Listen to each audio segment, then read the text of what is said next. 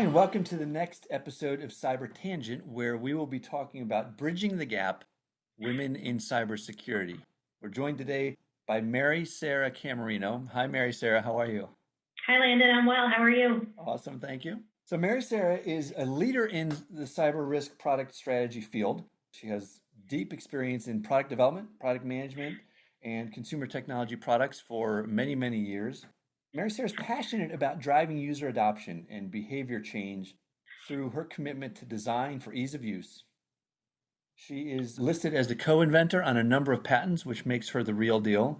And perhaps most near and dear to my heart, she's one of my colleagues at Nehemiah Security and head of our product strategy for Nehemiah Security. So welcome, Mary-Sara. It's very exciting to have you today. It's exciting to be here. And we are talking about an important topic, women in cybersecurity. This is a topic a number of other people are talking about. Between you and I, we have committed to take a slightly different and even more frank approach to it to try to open up this conversation. So let me start by talking about kind of a few things we know, right? We know that the population of human beings is over 50%, 51% female, and yet only 20% of the professionals within cybersecurity are women. And so that's a fact that we know, right? And that might be okay if it weren't for the fact that there's so many unfilled positions. The last stat I saw is there's 2 million unfilled positions. So let's just say there's a lot of them and there's a ton of need. So there's this bridge that we've talked about. There's a gap in the marketplace, there's a need in the marketplace, and there's certainly a gap to bridge with respect to the percentage of women in the marketplace. So that's what we know. If we go from there and cut to the chase, what would you say, Mary-Sara, are some of the top reasons why women are underrepresented in the industry of cybersecurity? I don't think there's, as you suggested, Landon, I don't think there's any one particular reason. I can identify, in my opinion, a top 2 to 3, although the list is quite long, I think. Quantitatively, the number of women with STEM degrees is down. By my last check, there were about 10% of all STEM degrees that were held by women were in the field of electrical engineering or computer science. So what we see is coming out of our educational systems, women are not coming out with the degrees and frankly the credentials that they need to enter into the field at the entry level. In addition to that, I think there are some intangibles that, since we're speaking frankly, are things that I've learned a bit about my gender, and not to stereotype, but I find that my male colleagues are often much more willing to take risks around things that they don't know, because IT and cyber is such a precise industry. Women are not always all that eager to take risks in areas where they think they may make mistakes. I think they're less apt to go into fields where they feel that they may not be fully qualified, when the reality is that their colleagues are frankly no more qualified and possibly less qualified than they are, but they just don't take that risk. Third, and it's something that I think we need to be talking about much more, is that I believe there's a lack of true sponsorship of women in the industry. And by sponsorship, I mean putting our resources to begin to further opportunities for women in cybersecurity. And I don't mean mentorship. Mentorship is a wonderful thing. It provides intangible support for women at every level. It's advice, mentorship is, providing an ear when needed. It's providing guidance. But the fact of the matter is that I can mentor as many women as I may have time for during the day. But if I don't have a colleague who's willing to pick up the phone and put in a reference for an excellent performer, or a boss who's willing to open up an internship for a diverse candidate and pay them to give them an opportunity, then I can't do much. So to recap, I think our university system supply, so to speak, is down. I think our gender in general is not as apt to take risks in this space, and I think we need some better resources. We promised a real conversation about this, and you've kicked us off well. Mary-Sara, thank you. Okay, so here's an alert. The next question is going to be a tough one, but so when I hear things like, only 20% of the field is women, or other stats in other areas that you might hear, one of the things, just the way I'm wired, I think, is, well, what's the right answer? So tough question alert. What is the right answer with respect to women's representation in cyber? I mean, should we be going for 50-50 equal or what do you think? You know, that almost sounds a little bit like a quota. And Okay. generally speaking, I don't think quotas have worked for us historically. So I'm not an advocate of a quota, although I would love to sit down with a sociologist to understand more about that, because I understand that quotas are put in place oftentimes when it appears as though nothing else has worked. So my concern is that in the absence of some kind of goal, some kind of quantifiable goal, we're not really going to get where we want to. We're moving at a glacial pace. The latest stat that I saw is that across the board, it would take us 217 years to get to equality in gender roles in the workplace for men and women, and that's not specific to cyber. 217 years. By then, I hope I'm retired. So I'm not sure that it's 50-50, because quite frankly, if only 10% of the women coming out of universities have these degrees and we're not doing on-the-job training with the others, then 50-50 means that we're putting women into positions where they're not qualified. And that does not help us, because what we should be talking about is how do we get qualified candidates, which I know that's what you're implying, into these roles. Specialized, perhaps not. It seems to me like what we should be looking at is ensuring opportunity first. And that, I think, has to start very early on within our education system, and then begin to look at where are we putting our resources to begin to drive equality. I know that's kind of a non-answer to your question, but there has to be something that we measure ourselves against so that we acknowledge whether or not, in fact, we're making progress. But I worry about a unilateral quota that might accidentally backfire. Right. That makes perfect sense. And I actually don't see it as a non-answer. There's two things that popped out that I latched onto. One of which is the qualified candidate component of it. Right? In full disclosure, I head up marketing in cybersecurity. Arguably, marketing is different than development, but I'm the only male on my team. I didn't set out to fill my team with females. I was just looking for the very best teammates. I've got a wonderful team of high-performing females, and it's spectacular, right? So I think we're all looking for the most qualified candidates. If we marry that with the idea of, I think you mentioned 10% of the population of the STEM university programs represent females, it starts to paint a picture of the explanation of why, anyways, why we are where we are. That's right. So we're in a position where 20% of the cybersecurity field is women. What do you think we might be missing by having women be underrepresented in this industry? And maybe we can combine that with the question of, as we see the hopeful shift towards having more women in cybersecurity, what are we likely to see by way of improvements or developments because more women will be getting involved? When you take it just on face value in the sheer numbers, it's one of productivity. So we know that we have a massive shortfall in qualified candidates within cybersecurity, and that's not going to change. So the fact of the matter is that when we don't have the same percentage of a population represented, we are just not as productive as we can be or frankly should be. So that's the easy answer. There are a lot of studies that talk about the fact that you end up with significantly better product design and product approaches when you have a diverse group of people working on that design. And that includes gender diversity. Women problem solve differently, we think differently. And oftentimes when you get a diverse group of people in a room, your end product, and this has been my experience, is much better and much stronger for it. The reality is that I've been in product all my life, and you talked a bit about how the utility of the products that my teams design and build are critically important for us. We don't just build them for males. So having an exclusively male staff doesn't really help us build products that meet the needs of our entire audience. So from a productivity standpoint, I think that's obvious. And then from a strength in performance and design, I believe that having more diverse thought around the table makes a significant improvement in the quality of our workmanship. I love that. You're making me think of something I actually haven't thought of before. So we risk getting into gender stereotypes here, but let's just say the prototypical male is a linear thinker and the prototypical female is a less linear thinker, right? Maybe that's a little Right. trouble. Maybe it's not. Okay.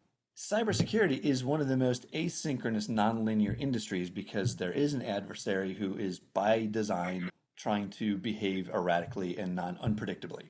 You throw a bunch of males at that problem and try to solve an unpredictable, nonlinear, asynchronous behavior type of problem, Right. you could fall really short of a creative, effective answer.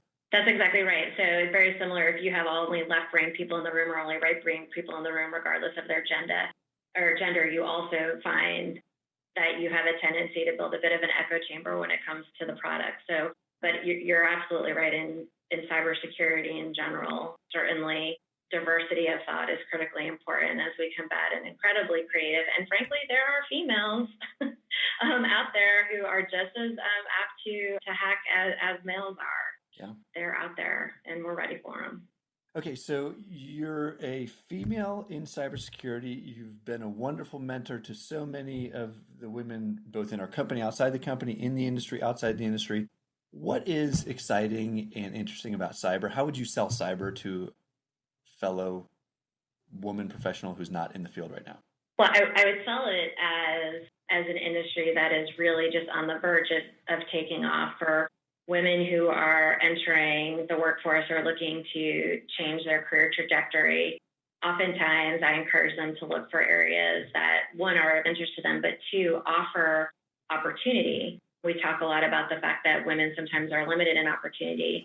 So I encourage them to go to places that are not so saturated because, quite frankly, necessity then helps them further their career.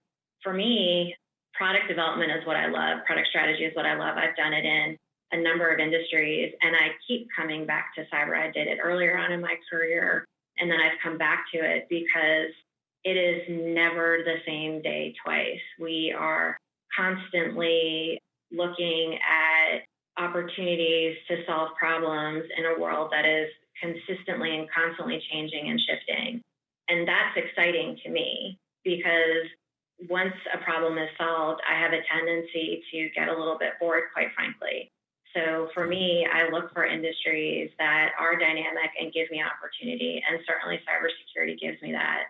Additionally, and this is interesting because I saw a study that indicates it's one of the reasons why women go into computing is because you can help people through cybersecurity depending upon what side of the fence you play on. I like working for the good guys. I like being in a position where I know that I'm contributing to something that I can be proud of going home every day and telling my family that we're working on something to help secure our fellow companies, or we have colleagues, as you know, in other parts of our company who do work directly for our government. I think it's work that people can be proud of.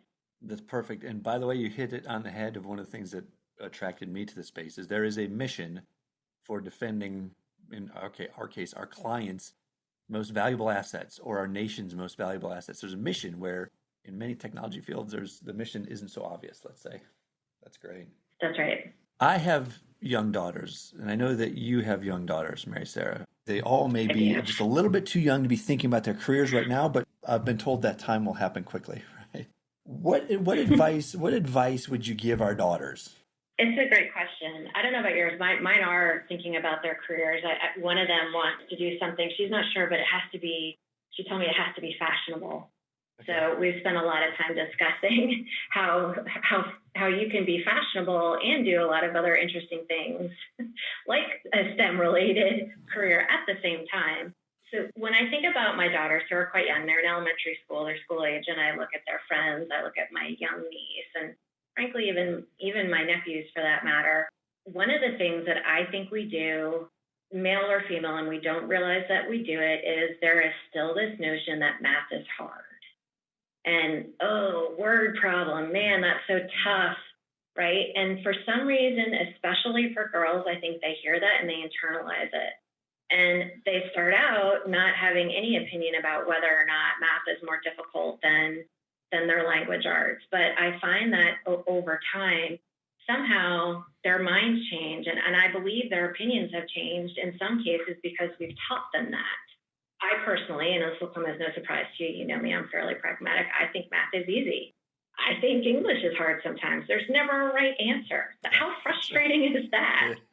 Math might be hard to learn at first, but man, I mean, you know, A equals A. That's nice. You can tie that up in a bow and go home at the end of the day with that. So one of the things that we have made a very conscious effort about is to encourage math in our house and not make a big deal about it, quite frankly. It's math, it's English, it's all these things. We remind them of all the things that they use math to do during the day. And we try really hard never to get caught in the stereotype of, you're a girl, you don't do math. Because quite frankly, I think they opt themselves out of things that they don't think they're capable of doing very early on. For older girls, I would encourage them to just start to go for things. I think they also start that idea of self-selecting out and their male peers don't. And I think they should. I think they should put themselves out there in either in degrees that they may be slightly intimidated by but are interested in science Olympiads or any of the things that are of interest to them. Sure. They should choose what they want to do, but that are of interest to them, and not let that fear or that self-doubt or that need to think that you have to be 100% ready before you can go for it. And what I hope is that, at least for my daughters, I lead by example. And they see me taking calculated risks, or they see me being okay to occasionally make a mistake and understanding how to correct it and not feeling like they have to grow up and be perfect, because I think that sometimes bleeds into their other choices and limits them. Those are all great points. Thank you, Mary-Sara. The name of our podcast is CyberTangent. We do enjoy going on slight tangents near the middle of our discussion, so we'll go on one now. You know I love a tangent. The Italian in me. Everybody loves a good 1 hour long tangent, right? No, but we won't. But I've mentioned this before, and you have been such a wonderful mentor to the people in our company, the people outside our company. I've heard mentioned on more than just a few occasions for the young women that I work with. Oh, you should talk to Mary-Sara about that. So thank you for your service there. What have you seen? It's been my pleasure. I know it is. What have you seen? What are some of the recent events or groups or methods or models that you have seen be effective with respect to empowering women in cybersecurity? I'd like to go back to this notion of sponsorship. Corporations have done, I think, an excellent job of creating mentorship programs, creating affinity groups for, many types of populations that may need an extra leg up. And oftentimes those groups, and we have one too, which Nehemiah has actively sponsored, those groups are excellent at providing safe space for, in our case, women to get together and discuss issues that are specific to them. But when we set out to build this group, we wanted to do it differently. Sure, mentoring, because it was requested by some of our younger women, is part of what we're doing. But we specifically set out to create this notion of sponsorship, where not only are we looking to provide mentorship opportunities for the women in our group, but true sponsorship, educational opportunities that our company will sponsor and pay for, opportunities for them to network, to truly network with other women in our field who can help them either address a particular area of interest for them, who frankly, when the time is right, not that we want any of them to leave, but who frankly can help them further their career, prep them for the promotion to which they're applying internally, help them position themselves in a way that positions them frankly to ask for a raise, which women oftentimes are very reticent to do. So we are purposely not only creating a safe space to raise issues that they may not be comfortable bringing up with their male colleagues, but we are very, very committed, and we're being very deliberate about having opportunities for speakers, education, as well as creating very direct opportunities. And by the way, one of the things that we've talked about is we plan to bring all of it back into the organization for all of our colleagues. We don't want to limit our learning just for ourselves, but we're certainly going to create those opportunities and take full advantage. That's awesome. And I've seen it do some amazing things with my own eyes. How about those who aren't in the field yet, or those who are coming up through their academic careers. I'm wondering if there is a mechanism or if that's a gap out there. What do you see? Well, it's an interesting question, and I'm glad you asked it because I came through a slightly non-traditional path. My undergraduate degree is in public relations and Spanish, and both have served me well. But my first job out of school was with Electronic Data Systems. EDS was a large company, and they had excellent corporate training programs. I was a technical recruiter. I loved the jobs that I was recruiting for. They seemed really interesting to me, and I performed well at recruiting. There was a hiring manager who saw my performance. He sponsored me. He was willing to give me an entry-level position as a communications analyst and train me on the job. And it changed my career trajectory. And throughout my career, I have found opportunities where, I had to reach out to say, I'm ready to take that next move, ready to take that next change. When I was with another firm, they sponsored and paid for master's degrees. So sure, it was a consulting firm. We were working crazy hours, but somebody was handing me a blank check for a master's degree, and I took it and ended up with a master's of information science as a result of it. So I do think that those opportunities are there. I don't believe that they're as prevalent as they used to be because companies are not investing as much, and I would love to see them come back so that we don't have an entire population of women who say, oh man, I majored in business administration. I didn't major in computer science. Have I missed the boat? I think the answer is no. I think you seek out an employer who is willing to create opportunities. I think you find people who are doing jobs that are interesting to you, and you take them out for coffee and you ask them how they did it, and you ask them to make an introduction, and you start to forge your own path. That, I believe, is what has to happen for people who are in the workforce today, who don't have the luxury of waiting out what will be, I think, ultimately a change. I think that's generational. I frankly think that our girls are going to be fine.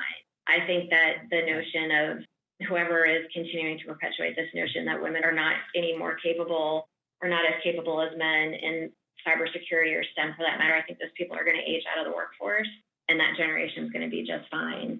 But in the meantime, we better darn well make sure we're making opportunities for them and for the women that are there today. That's a great point. Wonderful. And if I might even punctuate one other, kind of connect two dots that you've already established, Mary-Sara, this is a really, really opportunity-rich time in cybersecurity. There's millions of jobs available. You go into any cyber company, and almost in every department, there's a job opportunity. If I just look at the breadth and diversity of backgrounds of professionals in our company, even just within my team, I actually have somebody with a fashion degree, my marketing team, who is an exceptional messenger and communicator within technology. So there's hope for your daughter to combine fashion and cyber technology. Right? I'm counting on it. So I can't imagine a better time than right now to come from wherever you're coming from and jump in with both feet. I agree. Okay, tough question alert again.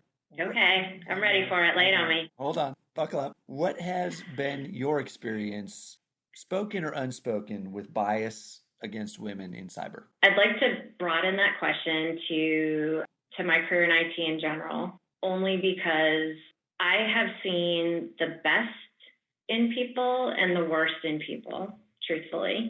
I have experienced outright bias, gender bias myself, spoken. I'm sure I've experienced it unspoken. I've had phenomenal bosses who have protected me from it, which, by the way, I certainly hope that I don't come across as male bashing in any way, shape, or form, because I wouldn't be here without colleagues of all gender. And I have witnessed some of my female colleagues also being, pulled up by their female colleagues and being given fantastic opportunities. And I've also seen some that are just either terribly misunderstood or just have found themselves in very difficult positions. So I certainly have experienced it. I don't know many colleagues who haven't, but I think what's important is it hasn't stopped me. And in most cases, it hasn't stopped them either. It forces a change.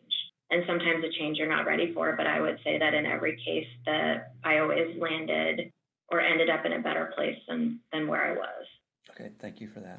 My hope is that there is many women out there at all levels of their career and or academic career listening or that will get a hold of this out there. What kind of qualities or skills and capabilities should a woman who's thinking about a career in cyber, what should they be developing by way of qualities or capabilities? I'll take the intangibles first.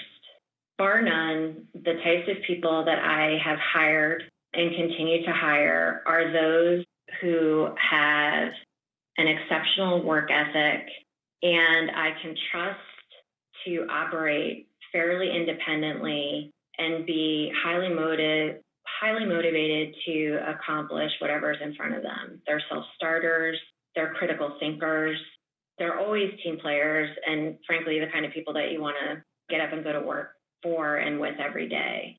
And they have an ability to learn. The most recent hire on my team, as you know, happens not to have cybersecurity experience, but she applied for the position. She went for a position that she knew that maybe was a little bit beyond her reach, but her credentials and her former past performance and her accomplishments were such that she ended up getting the job. She passed a very rigorous testing process. She passed team interviews at Nehemiah, and she's been here 3 or 4 months now. And I've heard from 3 different people that they would take 3 just like her.